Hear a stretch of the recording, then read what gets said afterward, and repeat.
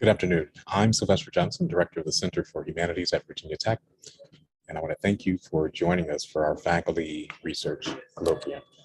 I wish to thank Joe Fort, who directs the Athenaeum, the digital hub at Virginia Tech, and Dominique Francesca, the business manager of the Center for Humanities, for their work that makes this event possible. Now today we are joined by Professor Koeun Choi, and Dr. Choi is an assistant professor in the Department of Human Development and Family Science at Virginia Tech. She directs the Cognitive Developmental Science Lab, where she and her research team study the role of technology in young children's cognitive development to better understand and support learning in early childhood. Professor Choi's research examines how technology such as television, touchscreens, and social robots impacts children's attention and learning, and the extent to which its impact is influenced by family processes and social context.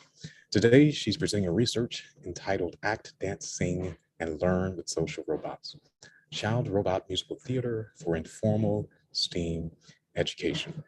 I wish to remind our audience that you are invited to send us your questions and your comments. Approximately halfway through our program, we'll stop to have Professor Choi respond to your comments and questions. But you can send us those comments and questions at any time by clicking that Q&A button at the bottom of your Zoom window, and we would love to engage with you. So without further ado, present Dr. Choi.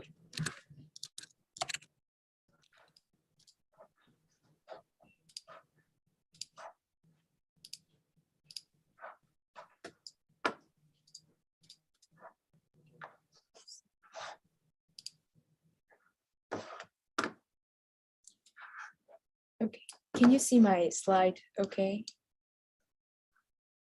Okay, great. Yes, thank you so much, and good afternoon, everyone. Thank you so much for being here, and also thank you, Dr. Sylvester Johnson, for giving me this opportunity to share my work, and also Dominique and Joe for making this event possible. So I'm excited to present our collaborative project focusing on child robot musical theater to promote children's informal STEAM education. So I think the title of this talk is a nice summary of our work: dance, act, sing, and learn with social robots. So why this is an important question, what motivates us to come up with this project? So I would like to talk about some of our motivations first. So given the importance of science, technology, engineering, and mathematics education, there has been a considerable amount of effort to improve children's interest in these topics. But recently, computer science for all and robotics for all efforts has been implemented to to provide STEAM education for children using a cohesive learning paradigm with real-world applications that combine different aspects of our lives. However, there are major challenges that remain in finding diverse and flexible educational approaches and resources for robotics education for young learners.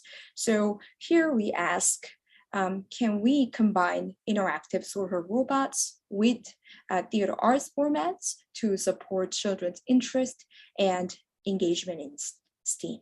So we created a truly interdisciplinary team to answer this question. So we have Myung-Hun Villar-Jern from Industrial Systems Engineering and affiliated with Computer Science, Ariana Nawat from Performing Arts, Tana Upthegrove from ICAT, me, and Chelsea Riles from Center for Educational Network and Impact, and Phyllis Newbill from CNI and ICAT. Also, we have amazing graduate students and undergraduate students who work together on this project. So I would like to talk about two aspects of this project. The first one is how we develop this after-school program, and then the way that we evaluate the efficacy of this program. So first, we wanted to develop the program combining musical theater aspects with STEM to promote children's interest, curiosity, and confidence in STEAM and particularly robots. So we also wanted to have children exercise their creativity and have fun while learning about robots in an informal setting. So we created the 13-week modular program that includes 4 different modules, each touched upon different aspects of art. So the first module is on acting, and the second is dancing. Third, music and sound. Last module focusing on drawings. And children were involved in these modules, working with social robots, and the program concluded with a performance at the end. So this program lasts about 13 weeks, and then each module, we allocated 2 weeks for that. And for each visit, it was about an hour, and the first 30 minutes were dedicated to educational activities, and the remaining 30 minutes were supervised free play, where children can play with the social robots with the guidance of researchers. So we completed this after-school program in fall 2021. And at that time, we were focusing on The Wizard of Oz as our story, which is familiar with children as well as many of the adults. And here are 6 robots that we introduced to children. So the first one here is Now, is a humanoid robot, and Pepper as well as also the human-like robot. And Milo, which can express his emotions using different facial expressions. And we also have a drawing robot called Quinji, and two animal robots, the Aibo dog-like robot, and then this dinosaur robot called Pleo. So as you can see, we presented this human-like and animal-like robots to children, and children are working with these robots and researchers to create the Wizard of Oz performance. So we had 4 different modules because it was an after-school program, so children were coming and going. So we would like to provide some flexibility so that children can pick up even if they miss some of the modules. And each modules were focusing on the specific element of the performing arts. The first one was focusing on acting. So we help children compare and contrast different characteristics of these robots. The children learn about anthropomorphism based on the robot's appearance and behaviors. They also think about some of the complex topics such as cognition, emotion, and moralities related to these robots. And also children get to practice how to control robot motion and speech for acting. So some of them were using remote control or actual programming of the software. And some of the robots were controlled by verbal commands. So children were able to speak to the robots and make the robot go. And some of the robots were doing their own thing. So this autonomous decision-making done by robots themselves. And the second module was focusing on dancing. So children were learn about how to describe the characteristics of robots in terms of weight, balance, physicality, and fine points of robot motion, and in the form of dancing. And children apply different ways to create robot motions for dancing. Some of them are autonomous, robots are doing by themselves, and non-autonomous, using software to program the robot for specific movements. And third module was focusing on music and sound. So we work with children to discuss fundamentals of generating music and sound based on different emotions and gestures that we use robots as well as other type of technology such as artificial intelligence and synthesizer to create music and sound for our performance. And children exercise their creativity to make background music and sound by working with these robots and other technologies. So the last module was focusing on drawing.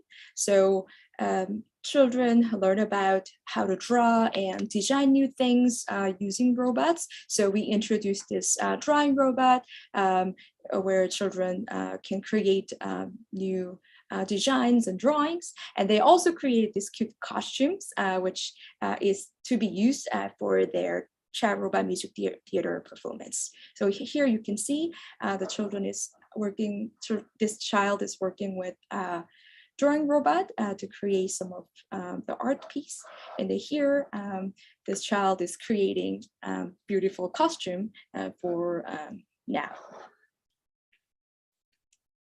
So the final week we dedicated to rehearsal and performance. So based on what they've learned so far and the story that we worked on together, we created a performance, put together performance, and invited children's friends, teacher, and parents, and then deliver the performance.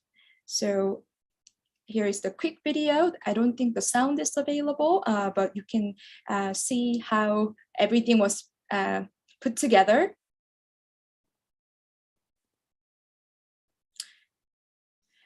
So as you can see, the robots are playing different roles, and one of the child, her role was Evil Witch, so she's coming out to play that role.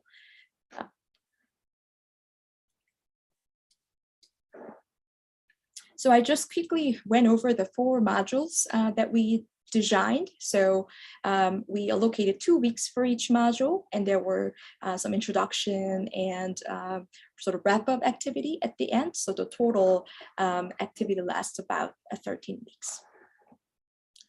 So I quickly went through the program that we designed and the specific elements included in the program. So I would like to talk a little bit more about the research piece, how we evaluate the effect of the program on children's interest, curiosity, and confidence. So we worked with total 16 children. They were 3rd to 5th graders, and there were 6 girls and 10 boys in the program. And these children were from Title I elementary school, which is a minimum of 40% of the students must qualify for free or reduced lunch. So we wanted to reach out to the underserved community and then be able to work with children. So total 16 children participate in this program, and on a daily basis, for each session, average 7 children attended the program, and then out of 16 children, 11 of them were consented to participate in research. So the data that I'm presenting here is focusing on this 11 children who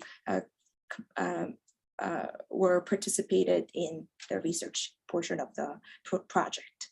So this program was completed in fall 2021 between September and December, and we went to the elementary school between 4:30 to 5:30 p.m. So we went there like about 30 minutes before to set up, and then the program itself lasted about an hour. And then the first 30 minutes were focusing on the activity, educational activity, last 30 minutes focusing on supervised free play.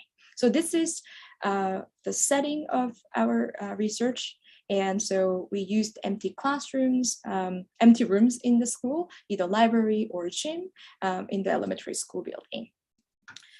And this picture on the left is the educational activity, and then the picture on the right is depicting children's free play session.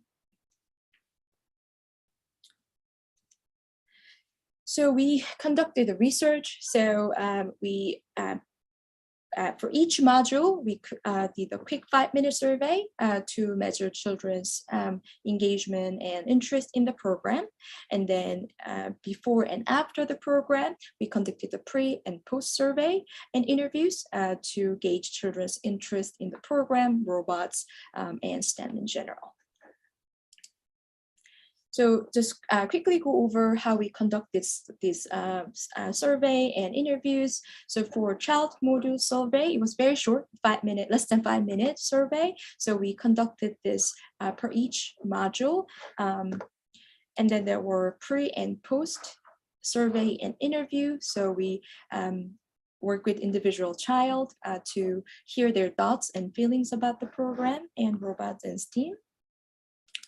And then we also conducted teacher interview, pre, mid, and post program to hear their suggestions, comments, and also concerns about the programs or children's interest in STEAM and robots.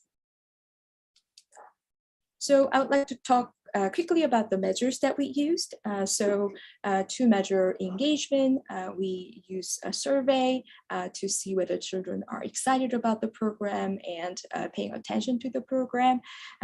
Also, we asked children about whether they had sufficient time with robots and technology. And we also conducted child and teacher interview and then analyzed their responses using thematic analysis. So the goal of our program was to increase children's interest, curiosity, and competence in STEAM. So we asked children whether their interest in STEAM increased after the program to measure their interest.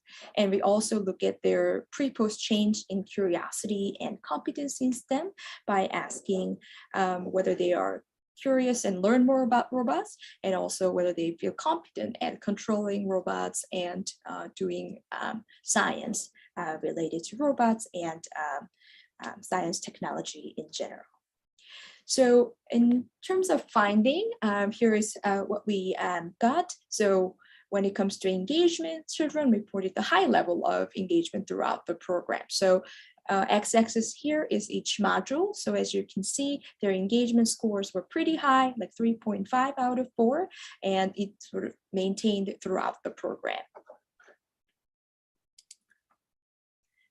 Next, we asked whether they had sufficient time with the robots. It was generally high. Everything is above 3, but we do see some variability with dancing the lowest and then drawing the highest. So for dancing, we don't know exactly why they reported that they didn't have enough time, but we speculate that could be because of the number of robots available to children. For dancing, we use Pepper and Now, but it was sort of limited to 1 or 2 robots. So potentially that makes children feel that they wanted to interact with robots more. Whereas drawing session, all of the children reported, children reported 4 out of 4. And then for the drawing, robots is more affordable. So we had more than 5 or 6 drawing robots. So it allowed children to engage in robot in a small group. So we are speculating that could be the reason the number of robots available to children could have reflected on their response when they are judging whether they have enough time with robots. So we also looked at how children's interest, curiosity, and competence change before and after the program. And all of the children reported that their interest in STEAM increased, so which is encouraging. And in terms of curiosity and competence in robots, actually it was both high pre and post. So we didn't see a huge increase between pre and post, but to begin with, their interest, their curiosity in robots were pretty high. And the same thing for competency belief. So coming into the program, children already exhibited high level of competence and curiosity. So, and that hasn't really changed before and after the program. So we also look at the child interviews and teacher interviews and look at some common themes that come out of the data. And we found that there's great enthusiasm about social robots. They also held positive attitudes toward these robots. They think robots are cool. And also they talk about some of the advantages robot can bring, that the robot can be used to make the human lives better. And also children talk about this anthropomorphism following the program. They talk about the human-like and animal-like characteristic of social robots. And also they express, they were able to describe robots using specific design and the design features and mechanisms of robots. And or they also use scientific and technical terms to talk about this robot design and mechanisms. So to conclude, our findings suggest that our program effectively maintained children's engagement and improved their interest in STEAM. But future research is required to increase our sample size because we were working with a relatively small group of children, and also think about ways to increase children's curiosity and competence belief, and also take into account children's demographic diversity. So we observed some interesting gender differences, but given the small sample size, we wasn't able to sort of tease that apart a whole lot. But in the future research with the multiple iteration, I think we'd be able to look at these aspects with a bigger sample size. So I would like to quickly introduce you to the things that we are currently working on. So where are we now? We created a preschool version of Child Robot Theater. So we completed this project last week. So we are working with Child Care Center on campus, CDCR. The children range from 17 months to 5 years of age. And then we introduce these robots as a form of story. And then they get to play with the robots and the creative performance together. So these are some of the pictures that children are drawing with the drawing robot and playing with the doggy and the dinosaur robots. And we are also creating some of the immersive child robot theaters. So I would like to introduce those projects as well. So this is for the general public. And so in fall 2021 at Virginia Tech Science Festival, we delivered immersive robot musical theater at the CUF. Math is part of the Math Art Center. So we feature these social robots telling stories involving an education lesson in an immersive environment. So it includes visualization, motion tracking, and immersive 3D audio to deliver educational lesson to the general public. So, And actually, this past Saturday, we did another iteration of this immersive robot musical theater at the CUF as a part of Spring 2022 VT Outpersim seminar. So currently we are improving the performance. So for current iteration, we added live music, and also we improve the show different elements of the show, replacing robot voice with the human voice, because there seems to be some issue with the comprehensibility. So we are making those changes and planning to do additional iteration throughout the year. So I would like to talk about where we are going next. So with the Child Robot Musical Theater Afterschool program and the preschool program, we would like to think about the way to better evaluate children's engagement and learning. So currently we are working on developing systematic ways of measuring children's engagement during this large group activity. So we were pulling out children for quick interview and survey, but it has been very time consuming and challenging, and children were also wanted to spend more time with robots. So we would like to find a way to get at children's engagement in the large group setting. So we are thinking about different ways, for example, motion tracking as a way to measure children's activity level and engagement.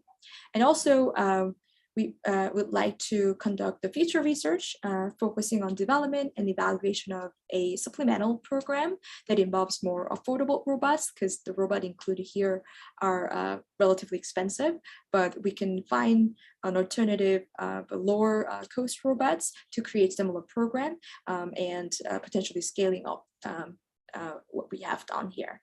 And also we are exploring ways to create assistive robot control technologies, which young children and teachers and parents can easily use to control robot without necessarily working with the coding software. So those are some of the future steps that we are planning to take. And my lab in particular, I'm working on further developing this interactive storybook reading for young children. So I've recently got a grant to look at how to utilize voice assistant system for storybook reading to teach children the story comprehension and specific the lessons embedded in a storybook. So I will be developing the voice assistant system to read a book and also ask questions and respond back to children's answer, and potentially incorporating this voice assistant system with other interactive technology, such as interactive touchscreens and social robots. So that's the project that I'm currently working on in my own research group. So last but not the least, I would like to thank my collaborator. It has been truly a transdisciplinary work. So I would like to thank our collaborators, our amazing undergraduate and graduate students, and participating children, families, teachers, and schools, Boys Girls Club, Montgomery County Public School, and Child Development Center for Learning and Research at Virginia Tech, and Virginia Tech Center for Humanities, ICAT, and Center for Human-Computer Interaction for funding this research. So yeah, I will open up the floor for questions, but thank you again for the opportunity to share this project. So thanks very much, Koeun. This is really fascinating work that you're doing. And there are lots of questions and exciting possibilities that this raises. And I'm wondering if you could start just by explaining what you might say to someone who would be skeptical of the human-robot interaction, who might say something like, well, isn't interacting with other humans the best way to motivate children's interest in the arts and science and technology? Why even bother using these robots in order to raise this interest in young people? So how might you respond to that? Yes, that's a great question. And I also completely agree. You know, we don't want to replace human interactions with interaction with technology. But I think the important question is how to develop technology that could promote quality human-child interactions. I think that's a very important question. And especially with young children, the importance of human interactions or opportunity to engage in interaction with other human is even more important. Like if we're talking about toddlers and infants, and some of the interaction is impossible to be replaced. But if you look at reality, for example, screen time, we recommend parents no screen time before age 2, but when we look at the national average, it's like 45 minutes per day, even the children younger than 2 before COVID. And I think we need to look into the data after COVID, how that happened, but there are, and many different reasons, maybe because parents' lack of understanding of the guideline, but even if they are aware of the guideline, maybe there are other practical obstacles, right? They need to work or some societal challenges, unexpected changes like pandemic, right? Impacts parents' ability to engage in the quality interaction with their children. So if that's the reality, I think the important question is how to make what is already out there more meaningful, engaging, and potentially educational for young children. So if it's impossible for us to completely eliminate. And also, I think one other aspect that I'm thinking of with this sort of interactive technology is it could be developed and used to even enhance parent-child interaction, teacher-child interaction, or collaborations. So one way that we can design voice assistant, for example, is, okay, like we completely get rid of human partner and then replace. But if we think about different way, like how we can design voice assistance system to increase collaboration, right? We may create a facilitator, like discussion facilitator, to make two children like talk to each other, right? Or my current project looking at the voice assistant, I'm looking into creating a math storybook in collaboration with my colleagues who has expertise in math education and computer science and industrial systems engineering, because we know that math talk is important for children's learning, and early math talk shown to be predictive of children's later outcome as well. But parents find it challenging to engage in math talk, maybe due to their lack of prior knowledge or lack of confidence or math anxiety. So if these technology could be developed to provide some cues and prompts for the parent to start the conversation, I think it could even facilitate the quality interactions between children and another adults, parents and teachers. Oh, that's great. And again, just reminding our audience, you're welcome to send us your comments and questions using the Q&A button at the bottom of your Zoom window. We'd be happy to hear from you. So I'm also, as I looked at the material that you were sharing, I was wondering whether you and your research team have observed any differences in the way that adults perceive the robots and maybe their agency as opposed to children. For example, the children, do you find that the children perceive the robots to be more like people, or is there really no difference significantly between the way the children and the adults are interacting with these machines? Yes, I think that's a great question, and we need the development of work to further look at that. But when it comes to, there are some of the evidence suggesting that there may be some age-related differences, could be due to experience, or like uncanny valley, like if they look at robot that look like human, we feel it's creepy and we don't like it anymore if it's too close to human. So they are crossing that uncomfortable line. But the prior work from other research group has shown that there's a developmental changes. So young children feel more comfortable looking at the robots that maybe make adults feel creepy. So maybe we don't know exactly why, maybe because of their sort of lack of prior knowledge about different human features and robots, but at least the data tells us that children feel more comfortable with those robotic expressions and features than older children or adults. So I think we do see that. I will quickly go back and share the image. So we introduced a lot of different robots, but one of them is Milo. So these robots can make different expressions, but a lot of adults and school-age children, like 3rd to 5th grader, describe him as weird or creepy. And we were even thinking about dropping him from the child robot the immersive theater show, because there were some feedback from the audience that this robots, they creep me out. But with the preschooler, I've never heard anyone, like, maybe it could be due to their lack vocabulary size. Maybe they don't have a right word to describe it, but we don't really see behavioral difference for children approaching these robots and, or, showing some discomfort with the robots. So anecdotally speaking, I think that young children have, less of that uncomfortable feeling with Milo. So yeah. I was also curious about what your research has shown with children robot interaction when it comes to the ethnic or racial or gender representation of the robots. So I noticed that some of the robots appeared more want to say this.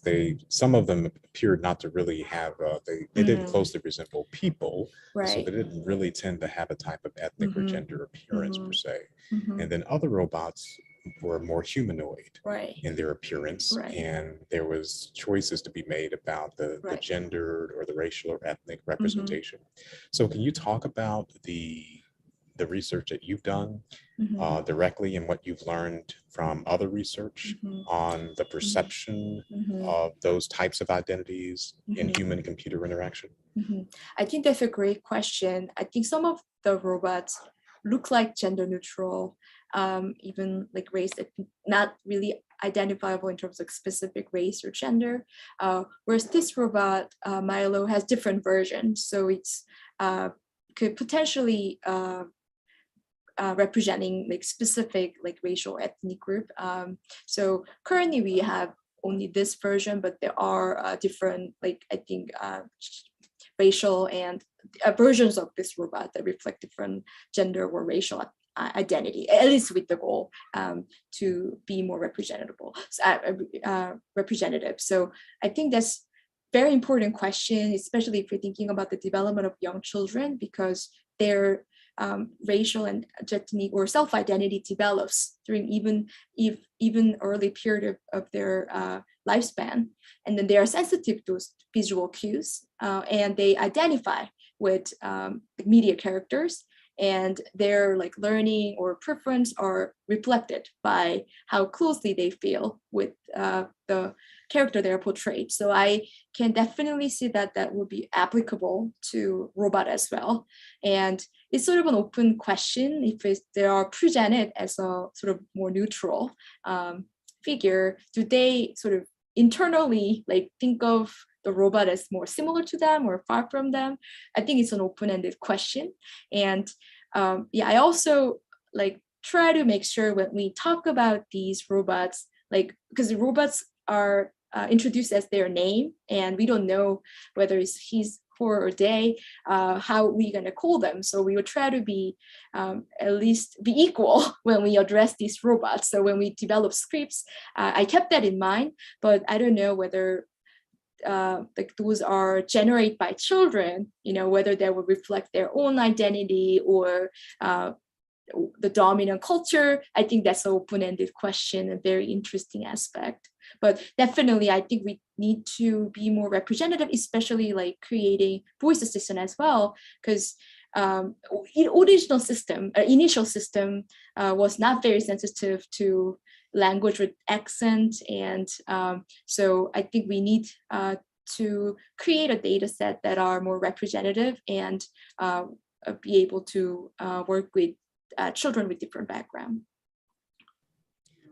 Could you say more about the use of a human voice with the robot? So you mentioned that a decision was made in the later part of the project to use more of a human voice instead of a machine voice. What led to that decision, and what were the results of that decision that you've seen so far? Right. So for the program with children, the after school and preschool, we actually just used the default voice that were provided by the company. And then for the immersive musical theater, where we feature different robots and they deliver some message while the audience is experiencing the show, we initially used the default voice offered by the software or came with the robot, but then it was sort of too robot-like, and we heard some feedback that those are not very comprehensible. I don't think it was like or dislike, but it was sort of hard to kind of choppy, and so we decided to record the scripts and then deliver the message through the human voice. But I think there's a separate line of work looking at how they perceive robot voice and even have that uncanny valley even with the voice. So I think there is a line of work looking at that. I think that's also an interesting piece to how to, because I think voice itself could deliver a lot of information about identity of these robots. So I think that's definitely an interesting area to further explore. Currently, I don't have a whole lot of knowledge or experience looking at the different like a voice related manipulations, but I think that's definitely an interesting area to look at, and then related to your question about how children think about or perceive the identity of the robot. Yeah. So, of course, you're conducting human subject research, Mhm. and I noticed, for example, that when you were showing the images of photographs taken of the activities, that you and your team were careful to blur the Mhm. images of children's faces because they are children as opposed to adults, and there are lots of considerations that have to go into human subject research with any population, but especially when they're children. Can you talk about some of the other factors or cautions that you had to take in order to do this research? And then could you also identify something that you have found to be especially rewarding, Mhm. given the opportunity to be able to do this research with children? Yes, definitely. I think it's challenging time to work with children, especially at such a young age. It comes with pandemic and no vaccine available with this age group. So we have to definitely take, necessarily like cautionary approach to work with this population. Like we all wear masks in front of children, and then take all the cautionary steps to be able to work with children. But we were also very excited to be able to meet the children, and then we also see their interest in the program and excitement. So that's definitely rewarding and also a lot of fun, and also a great way to work with undergraduate and graduate students as well. And everyone in the team were very motivated and very supportive of children. So that's been great, and also had a lot of fun. I think also this theater element with the performance at the end really give a sense of like mastery and achievement at the end, and also like being able to demonstrate what they've learned to their peers and teachers and friends. So it's been just like a great and a really rewarding experience. I mean, throughout the program, and also particularly at the end.